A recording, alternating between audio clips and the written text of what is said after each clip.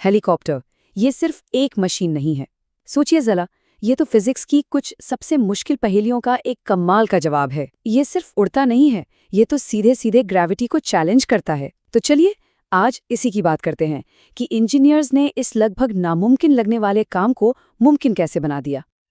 तो सवाल यही उठता है, एक ऐसी मशीन जो हवा में एक ही जगह पर टिकी रह सकती है, सीधे ऊपर उठ सकती है और किसी भी दिशा में जा सकती है, आखिर ये होता कैसे है? इन सारे सवालों का जवाब छिपा है वर्टिकल फ्लाइट की जबरदस्त इंजीनियरिंग में। और इसकी कहानी एक बहुत पुराने सपने से शुरू होती है। ये सपना बहुत पुराना है, सीधे ऊपर आसमान में उड़ जाने का सपना।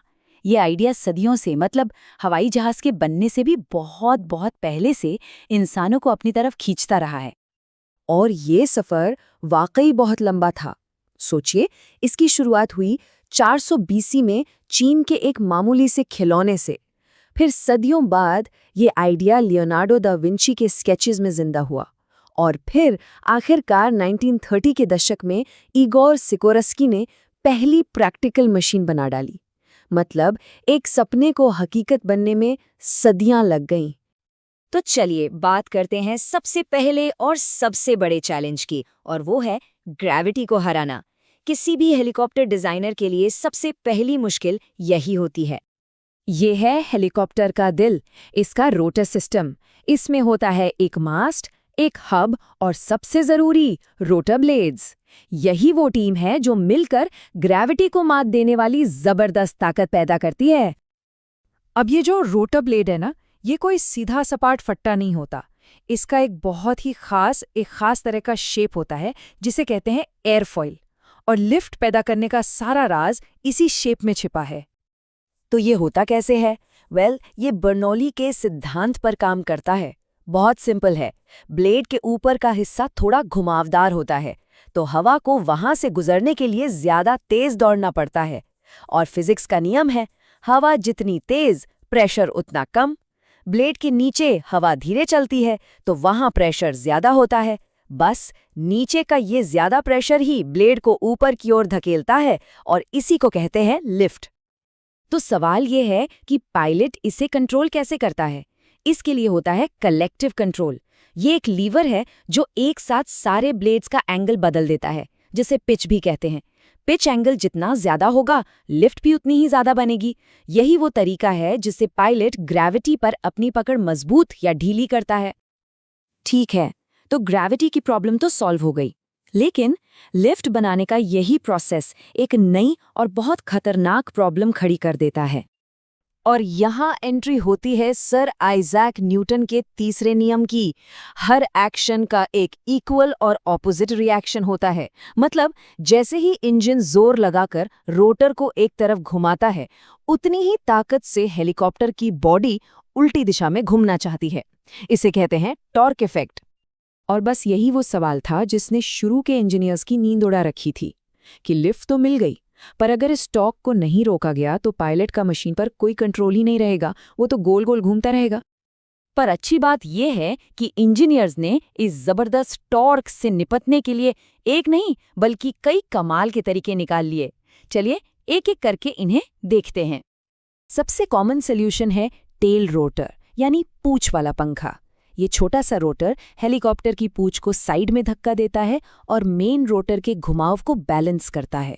इससे हेलीकॉप्टर की बॉडी एकदम सीधी रहती है। दूसरा तरीका है टैंडम रोटर्स। ये चिनूक जैसे बड़े हैवी लिफ्ट हेलीकॉप्टर्स में देखने को मिलता है।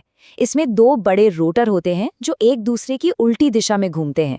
इससे क्या होता है, दोनों का टॉर्क एक दूसरे को कैंसल कर देता है। Problem solve. और फिर आता है तीसरा डिजाइन, कोएक्सियल रोटर्स। इसमें दो रोटर एक ही शाफ्ट पर एक के ऊपर एक लगे होते हैं और दोनों उल्टी दिशा में घूमते हैं। ये डिजाइन थोड़ा कॉम्प्लेक्स है, लेकिन बहुत कॉम्पैक्ट है और टॉर्क की समस्या को जड़ से खत्म कर देता है। तो अब तक हेलीकॉप्टर स्टेबल भी है और उड़ भी सकता है, लेकिन पायलट इसे अपनी मर्जी से चलाता कैसे है? ये इस पहेली का आखिरी और सबसे जरूरी टुकड़ा है, कंट्रोल। सोचिए, पायलट के पास 4 मेन कंट्रोल्स होते हैं: collective, cyclic, anti torque pedals और थ्रॉटल। ये चारों मिलकर पायलट को हवा में पूरी तरह से कंट्रोल देते हैं। कलेक्टिव की बात तो हम कर ही चुके हैं। ये लीवर सारे ब्लेड्स का एंगल एक साथ बदलता है। इसे ऊपर खींचो तो लिफ्ट बढ़ती है और हेलीकॉप्टर ऊपर जाता है, नीचे करो तो लिफ्ट कम होती है और हेलीकॉप्टर नीचे आता है। सिंपल। अब है साइक्लिक स्टिक। ये डायरेक्शन कंट्रोल के लिए है। पायलट जिस भी तरफ इस स्टिक को झुकाता है, पूरा का पूरा घूमता हुआ रोटर सिस्टम, जिसे रोटर डिस्क कहते हैं, उसी तरफ झुक जाता है। स्टिक आगे की तो डिस्क आगे झुकी और हेलीकॉप्टर आगे चला। एकदम सीधा हिसाब। और आखिर में आते हैं पैर के पेडल्स। ये टेल रोटर की ताकत को कंट्रोल करते हैं।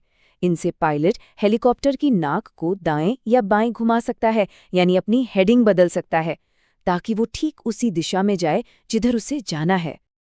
और जब ये सब कुछ लिफ्ट्स, स्टेबिलिटी और कंट्रोल एक साथ मिलकर काम करता है, तो सामने आता है इंजीनियरिंग का एक चलता फिरता अजूबा। एक ऐसी मशीन जो सच में ग्रेविटी को धता बताती है और उन जगहों तक पहुंच सकती है जहां कोई और नहीं पहुंच सकता। तो ये सफर हमें एक आखिरी सवाल पर लाकर छोड़ता है। सैकड़ों साल पहले के एक मामूली खिलौने से शुरू होकर आज की इन कमाल की मशीनों तक ये टेक्नोलॉजी लगातार आगे बढ़ रही है। जरा सोचिए, भविष्य में वर्टिकल फ्लाइट हमारे शहरों को, हमारे आने जाने के तरीकों को और रेस्क्यू ऑपरेशंस को कैसे बदल देगी? ये एक ऐसा सवाल है जिसका जवाब हमें आने वाले वक्त में ही मिलेगा।